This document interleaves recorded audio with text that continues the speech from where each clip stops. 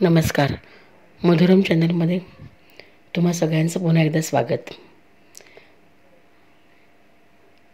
दिवस आहेत रंगपंचमीचे, रंगांची उधळण करण्याचे. त्यानिमित्तानं थोडासा एक विषय मला डोकावला. तुमच्या माझ्यातील प्रत्येकामध्ये कृष्ण आहेच. तुमच्या माझ्यातील कृष्णाला साथ घालत या रंगांची उधळण करूयात आणि सोबत श्रीकृष्णालाही आपण बोलवूयात का, असा विचार आला. सप्तस्वरातून साकारतात स्वर गीतांचे, प्रकाश किरणातून पसरतात रंग नभातील इंद्रधनुष्याचे. सप्तरंगाचे इंद्रधनुष्य ताना पिही निपाचा.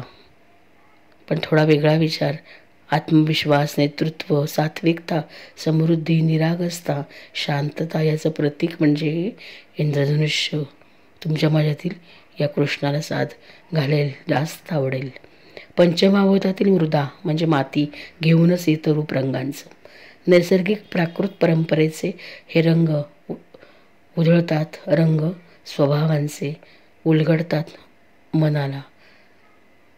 निवड रंगांची, निवड स्वभावाची ओळख देते स्वत्वाची. स्वतःतील स्वचा रंग असा वेगळाच असतो आणि आनंदाची उधळण करत आनंदी होण्यासाठी येतो हा सण रंगपंचमीचा, धुलवडीचा आपण म्हणूया. यामध्ये प्रतीक श्रीहरीची बासरी, सप्तरंगासवे अनुभवूयात. या सप्त सुरातून सप्तरंगांची उधळण करूयात. द्वेष, मत्सर विसरून बंद मायेचे जपूयात. पर्यावरण प्रकृतीचे समत्व साधूयात आणि निसर्गाचा हा रंग उशेचा, रंग मनीचा, रंग आशेचा, रंग नवतेजाचा, रंग चैतन्याचा, रंग आपल्यातील आपल्या असण्याचा, दुसऱ्यातील संवेदनांचा रंग, मनातील अंतरंग खुलवण्याचा रंग. या रंगपंचमीच्या निमित्तानं रंगुनी रंगात साऱ्या रंग माझा वेगळा म्हणत हे रंगाची उधळण करता करता आपण आपल्यातल्या आणि दुसऱ्यातल्या श्रीकृष्णाला वंदन करत कृष्णालाही साथ घालूयात आणि बोलावूयात, म्हणूयात. मूकं करोति वाचालं पंगुं लंघयते गिरिं यत्कृपातमहं वन्दे परमानन्दमाधवं. नाहं वसामि वैकुण्ठे योगिनां हृदयेन च मद्भक्ता यत्र गायन्ति तत्र तिष्ठामि नारद. रंगहीन मी या विश्वाच्या, रंगाने रंगलो कौरवात मी पांडवात मी अणुरेणूत भरलो. मी कृष्ण, मी कृष्ण, कृष्ण कृष्ण. पांडवामध्ये आहे, कौरवात आहे, नीतीच्या पक्षात बसलाय आणि अनितीचाही तो आदर करतोय, साथ देतोय. त्याला नीती अनितीच्या तराजू तोलता येत नाही, कारण तो कुठेही गेला तरी रंगही नाही. पण तो रंगपंचमी खेळतो, आपल्याला रंगवून सोडतो. त्याचा काही भरोसा नाही. आपल्यासमोर अनेक रंग पसरून ठेवतो आणि पाहतो की आपण कोणत्या रंगात रंगतो.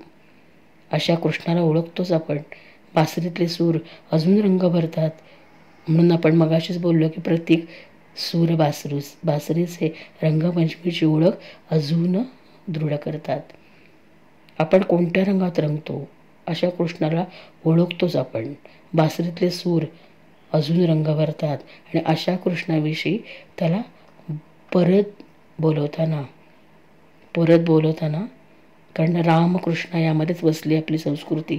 त्यामुळे आपण कृष्णाला या रंगपंचमीच्या निमित्तानं साथ घालूयात आणि म्हणूयात, तुला कसलं संबोधन लावायचं, तू तर आकाशासारखा वाटतोस मला.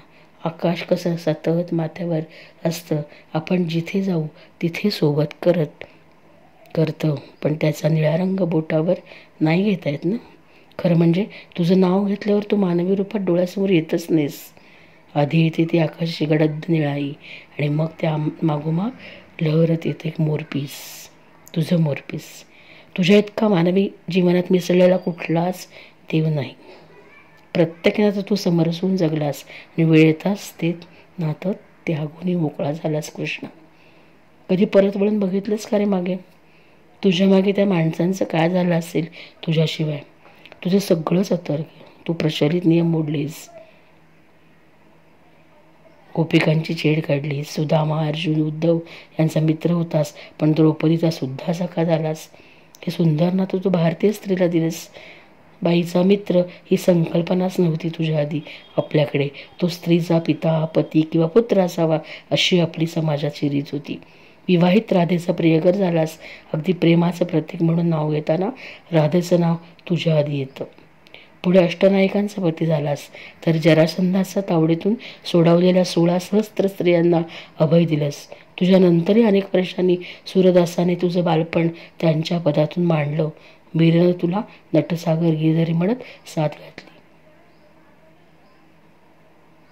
तू अनेक नाती निभावलीस, पण जीव जडवलास तो फक्त राधेभर. गोकुळ सोडल्यावर परत तू बासरी वाजवल्याचा उल्लेख कुठंच आढळत नाही. गीतेमध्ये यदा यदा ही धर्मस्य म्हणत तू परत येण्याचं वचन दिलंस, पण आता युद्धासाठी नको रे येऊस. नात्यांचे पूल बांधायला ये. माणसं आपली ओळख विसरत चालली आहेत. रंगहीन मी या विश्वाच्या रंगाने रंगवलो, कौरवतमी पांडवातमी अणुरेणूत भरलो असं म्हणतोस ना, मग ये रंग भरायला. लवकर ये, तुला यावं लागेल. कृष्णा, तू आनंदाचा देवेस. एखादी गोष्ट हातातून निसटून गेल्यावर सुखी कसं राहावं हे तुझ्यापेक्षा कोणी उत्तम शिकू शकत नाही. तुला यावं लागेल कृष्णा, तुला यावं लागेल. आणि येताना रुक्मिणीला नाही आणलंस तरी चालेल, पण राधिकेला सोबत घेऊन ये, म्हणजे तुझी बासरी ऐकायला मिळेल. आणि या बासरीच्या रंगामध्ये या रंगपंचमीचे रंग मिसळून स्वतःची ओळख निर्माण करत करत जनमानसामध्ये आनंद निर्माण करण्याचा विचार तू देशील. आणि पुन्हा एकदा तुझी बासरी ऐकायला मिळेल. म्हणून कृष्णा, पुन्हा एकदा बासरीत सूर भरायला ये. पुन्हा एकदा बासरीत सूर भरायला ये आणि आमच्या अंतरंगाचे रंगपंचमीच्या निमित्तानं पुन्हा एकदा खुलवून दे. धन्यवाद.